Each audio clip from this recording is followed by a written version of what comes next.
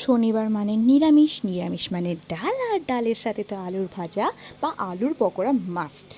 Because আমার খুব ভালো লাগে। তাই আলুর পকোড়া বানানোর জন্য প্রথমে নেওয়া হয়েছে কাঁচা আলু, যেটা ভালো করে ঘষে নেওয়া হয়েছে। তার মধ্যে কুচনো পেঁয়াজ, চালের গুঁড়ো, একটু বেসন, গোটা কালো জিরে আর হলুদ, লবণ, চিনি পরিমাণ মতো দেওয়া হয়েছে। তার মধ্যে কাঁচা লঙ্কা কুচনো করে একদম ভালো করে দিয়ে দেওয়া হলো।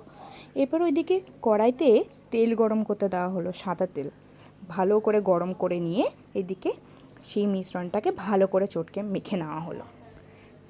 মেখে নেওয়ার পরে তেলটা তো ওইদিকে গরম হয়ে গেল। তারপরে একে একে করে সমস্ত পেস্ট বড়ার আকার করে তেলের মধ্যে দেওয়া হলো। বড়াগুলোকে একে একে দিয়ে ভালো করে লাল লাল করে ভেজে নেওয়া হলো। লাল লাল করে ভেজে না নিলে বড়ার ভেতরে কিন্তু কাঁচা ভাবটা থেকে যাবে। তাই এক পিঠ লাল লাল করে ভাজা হয়ে গেছে। এখন বড়াগুলোকে উল্টে দেওয়া হলো। উল্টে দিয়ে ওই পিঠগুলো ভালো করে ভেজে নিয়ে আস্তে আস্তে নামিয়ে নেওয়া হলো। নাও রেডি আলুর পকোড়া।